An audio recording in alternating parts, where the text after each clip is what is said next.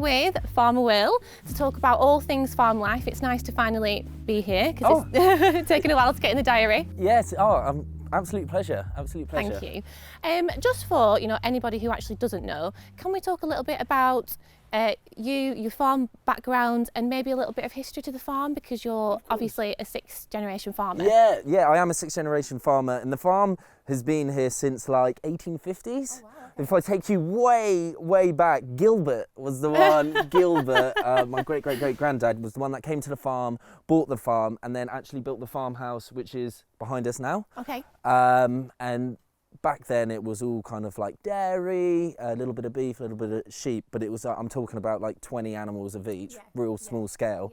And as the years went on, I guess everyone tried different things. And this was predominantly a dairy farm. And so were all of the farms in the village, just all dairy. And it got to about like 2000 when you had the milk crash price and everything like that. And then my dad either got put in a position where it was like sell the farm or diversify, and we got rid of the cattle. We used to have a farmyard there which got sold for property just so you could get the farm up and running again almost, and now we've just, as you can see behind us, we've got all these lovely beautiful sheep. But that's the interesting thing, isn't it? Because actually, obviously you are prolific on social media now, and you have been for quite a while, but that history is something that our industry, it's quite unique in that sense. Definitely, no, 100%, and I think there needs to be more support for family farms. If I just take you within my village here, there used to be 12 family farms back when my dad was my age, and now there's only 2, and that's all down to not having the right support, the economic pressures, everything like that, for farmers to just have to pack up because, at the end of the day, they are losing money. Yeah.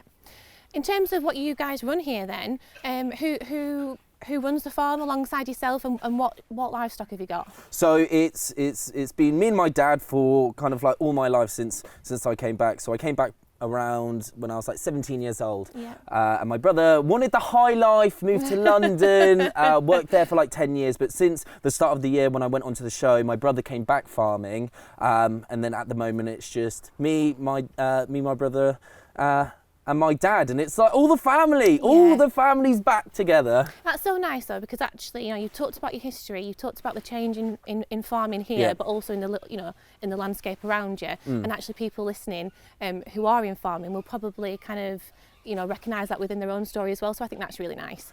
In terms of you and social media, obviously, pre-Love Island, you were still prolific on social media.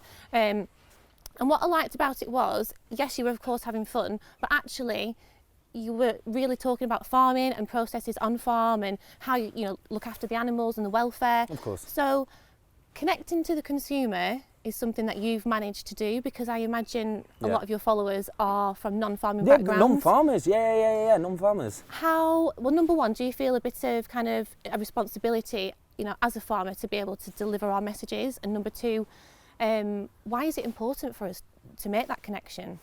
For me, I don't think it's, I guess, like a responsibility, because I feel like if it's like a responsibility, there's almost like pressure. Yes. It's for me. So when I started on social media, it happened like complete chance. Yeah. I didn't plan to do a video. I would actually send my friends videos on like Snapchat, just like real casual, real cool, just, oh, this is what I'm doing sort of thing. And it was actually one of my friends that was like, put it on social, like put it on TikTok. And I was like, oh, I don't know, scary place social media can be, real. For farmers, Of course, oh no, 100%, because a real scary place. And I even had a conversation with my dad about it, and I was like, oh, shouldn't I? And, being the generation that he is, no. But it was a video of me lambing a sheep, and I thought, oh, what's the worst that can happen? And I posted it on, and it blew up, went viral. People loved it. Although there was a couple of negative comments, and I think you're just going to get that in any sort of social media. A lot of the response was, oh my God, this is great. We love seeing this. What else happens? Loads of different questions. So from that point, I was like, oh my God, there's a niche. People do want to find out more. And then I just carried on from there and just kept going up. And it was a lovely way, like you said, to connect non-farmers to farming, because I think mostly what people do is go into a supermarket, buy the food, and that's all the connection that they have with food. So it was quite nice filming what we do, or filming what I do on the farm, showing, I guess, the process, what we do with the animals, what treatments we do, birthing them, and what we do all year round, just, I guess, to make that bond a little bit closer and try and bring the gap closer between farmers and non-farmers. And just out of interest, like, do you get questions directed to you, from social media, from people outside farming? Do they ask questions about what you're doing and why you're doing it? Of course, yeah. When I do the videos, I try to make it as simplistic as possible, because any farmer watching would know exactly what's happening. I wouldn't even need to talk and they would know what's happening. And it's trying to create a way of how would you show someone something if you're trimming a foot without using kind of like the difficult wording. So that's why I refer to them as like boys and girls, and come to my salon and get your toenails trimmed. And it's just real simple, so anyone can understand. And I think the most amazing thing is it's not specific to anyone. You know, you could be a child, or, you know, you could be an elderly person. You don't need to know anything about farming, and you can still learn and you can educate yourself and have fun while watching it, because agriculture is such a big proportion of the world. Everyone eats, you know, everyone does eat, and it's so important that people do understand where food comes from. This leads me on perfectly, really, to my next question, which is about, you know, you as a young farmer, people actually don't realise, especially, you know, you're going through school or college, what agriculture can offer.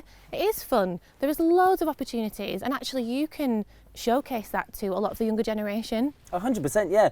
That's like the main thing. I think there's a real stereotype of a farmer. Yeah. And this is what I always say. I go, a dirty old man. Yeah. That's what I always say. I think when someone thinks of a farmer, you think of you know, an old man in his wellies covered in mud sort of thing. But it's not. It's so much more than that. And then that's a great thing with social media. A lot of the younger generation are on it now, showcasing farming, which is great. You know, there's so many people, and it is just trying to change that stereotype that anyone can be a farmer. You know. And it's not as bad as everyone thinks, you know, and it's just, for me, this is something that I do love about it. It brings you close to nature, you know. I'm not inside, I'm not focusing what's happening outside of it. It's, you know, you're out in the fresh air with the animals, enjoying life. Yeah, well, there's a lot of stems that come off agriculture as well, isn't there? Oh my God, yeah, so many. All encapsulating, if you will. So, also, agriculture isn't farming, like a farmer. I think that's also what people think. When you think of agriculture, you think, oh, a farmer. But that's not the case. There's so many different routes. Like, we'll be here all day to kind of... I know, smashing all the stereotypes. Yeah, if we were going to cross over, but there's so many different routes that you can go down into. Okay, in terms of you know, breaking down barriers, then the next one is something that's a huge topic at the moment, which is climate change. And you've done some fantastic videos recently talking about that. Yes. And, you know, trying to kind of break those misconceptions down. So using your social platform to do that, you know, that's a real positive for us. 100%. It was the experience of a lifetime. Yeah.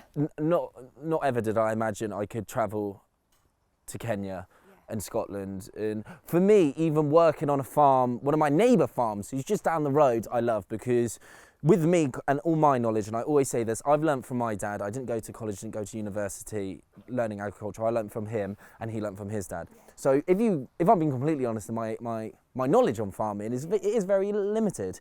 So being able to go to these different places and broaden my knowledge is absolutely incredible. And it was so amazing to go to Edinburgh first, where I got to see how that dairy unit worked, where they are trying to be more climate safe and climate smart by the methane that comes out of the cattle, which is really, really amazing. And then going to Kenya and looking at their climate smart villages and how to make the right, most economic but safe decisions. It was and I just feel like every farm, including this one, every farm around the world can do something a little bit more to be climate smart, because at the end of the day, we are the future. This is the future now, sort of thing, and we do need to look after it.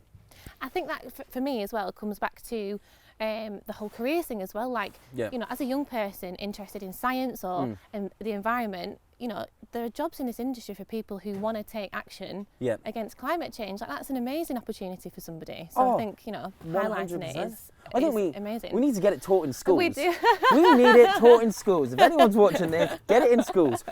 But honestly, I think, the more I think about it, the more crazy it sounds to me that it's not taught in school. Agriculture, 100%, agriculture is just such a big scale of what happens day to day. And I would love to be in a position to, and for everyone else to be in a position where it is taught in school up until, let's say, year 9, and then when you do decide what subjects you want to do, if it's not for you, fine. But at least you've had that offer come to you, because to be completely honest again, if I didn't come from a family farm, I don't think I would farm, because for me, I didn't know if it was an option. Yeah. And I think that's the case for a lot of children coming up. You know, they don't know if it's an option, so why? You're not going to do outreach. No one wants to do outreach at school. No. Do you know what I mean? Yeah. You'll do what's kind of like what you're told and what you learn, sort of thing. I think the key word is choice, isn't it? And that's, you know, kind of across the whole conversation about agriculture, it's choice. We can have discussions. Let's tell everyone the facts, whether it's school children or having conversations, I don't know, around a dinner table. It's choice. So okay, well, you know, going off that, if you could tell a consumer, if a consumer was right here right now, what would you he's looking at you, what would you want to tell them? Like, if there's one misconception or there's just one thing that you would like everybody to know about agriculture, what would it be? What would it be? I think this is what I would love to be in a position, and this farm to be in a position. If you are a consumer and you've never been on farm or stepped foot on farm or have that knowledge about farm, I would actually go and have that experience and see, because I generally do think that the agriculture is kind of on a place on its own, and then you've got like the rest of society, and there is almost like a divide. And then I guess the main thing and what we want is that to be all one, and it's got to be starting from, I guess, the consumers to ask questions, you know, be curious, what does happen, and get the answers, because I think with the support of the agriculture as a whole, when everybody's on board, it will just make the industry a lot better place. Yeah, more powerful. More powerful, that's the word I'm looking for, more powerful. Well, it's hard, isn't it? Because it almost feels like we are trying to do everything we possibly can, whether that be for, you know, carbon emissions or telling the public our story, because we're being told that consumers want an environmental backstory. So it kind of feels like we are doing everything that we possibly can to do the right thing, and now it just needs to grow out in wider society, really. Yeah, so. Definitely. I think any farmer who is watching this, you've got to take credit, because I know a lot of the time it's like, what else can I do? What more can I do? But you never kind of like sit back and you're like, I've done so much, let's say in the last 10 years, just to almost give yourself a pat on the back and how far the farm has come. Like, for example, our farm, we don't use any fertiliser on it. It's all kind of natural grass-fed animals, and we've just got sheep sort of thing. But we're trying to do, I know we can do more, but it's kind of like taking a step back and be like, oh, you've done a lot already. And I guess a lot of farmers who would be listening should kind of like take that advice and just think what you have done. I don't think we do that very well, stepping back and looking at, you know, what you actually are doing. So that's a really good point, actually, because farming is all consuming, so you can quite understand why people don't do that, but you're completely right. So So is there anything that we can talk about here on the farm that you do, you know, environmental wise and habitat wise? Yeah, for sure. So I think the government have set up quite a lot of schemes for farmers to get into, and for example with our farm, we're in a couple of schemes which preserves hedgerows, where you'll just put fence in each side, and then also there's little pieces of ground on the farm which are cut off where the livestock can't get into, for, I guess, habitats to live there and for nature to grow and things like that. You would see it if we went onto the farm and looked in the corner of the field. It's the only piece that looks wild. It's just completely overgrown. It looks crazy. Fab. So we've talked about your history, you know, behind the farm. This is a real family unit. You've obviously got strong ties, you know, way back. What is it that you love about being a farmer? What do you love about being a farmer, Will? What do I love? I love absolutely everything.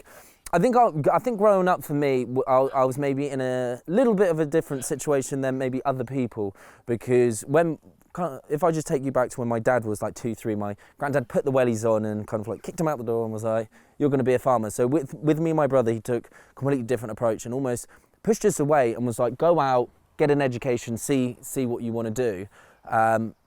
So we could make our own decisions. And I always loved the farm, you know, during my school breaks or holidays or after school or school before school, I'd always be out on the farm helping out, sort of thing. And then it got to a point when I was like 17, where I was like to my dad, I want to work here, let me sort of thing. But for me, the thing that I love is actually being out with nature, being out with these animals, because you do form connections with the animals. And farmers do love their animals, they do. Although some people don't agree, I can assure you, you would line up 10 farmers and they all love their animals dearly. And then that was the biggest thing for me, you know. I take so much pride and joy coming out onto the farm, seeing the animals and having, I guess, that responsibility, because you're like their father almost. I'm like their father, you know, looking after them. And secondly as well, I love working with the family. I love that. I've got my granddad next door. I've got my family in the farmhouse, and just I'm so close with them. And I think, you know, and that's because I do work with them every day, see them every day, and you know, that is down to the family farm. I think that's nice because, you know, a lot of people relate to having, you know, that pressure of taking on the reins of the farm. Yeah. So to be able for that to be relieved a little bit, and you For to sure. naturally come back is, you know, that's Well, you both want of us. to be here. Yeah. Yeah, both of us has done it, you know. Me a bit earlier than my brother, but you know, my brother's worked in London for 10 years and kind of thought, you know, now I want to come back, because that was always the plan for me, was to go to uni and then live it up a little bit and then come back afterwards. But I would have only gone to uni because almost my dad said to, not because that's generally what I wanted to do. And since coming back, I haven't really looked back. I couldn't. If you asked me what would you be doing if you went farming, I honestly couldn't tell you. I'd have no idea. So you were right where you're meant to be. Yeah. And that's nice to think that you could, you know, looking back at what you've just told me about the story, and then you and your brother and your dad are kind of moving it forwards. So imagine in another 100 years' time, For sure. what the farm story is going to be. So. Oh no, 100%. It's so nice. We're all working towards the same goal. We all want the same thing, you know, which is the most beautiful thing. So let's talk about, because I imagine writing a book probably also wasn't something that you maybe ever thought that you would do. Oh God, no. So- Honestly, I was terrible. And when I say terrible, I was horrendous at school, especially English. I wasn't even allowed to take a foreign language, because they were like, you're not good at English. You need to do more English sort of thing. So even fast forward into this time and publishing a book, it's still like a pinch me moment sort of thing. Can't believe it. Yeah, what an achievement. Thank you. What do you want people to get from that book? Because obviously it's sectioned off, isn't it, in kind of how you run the farm.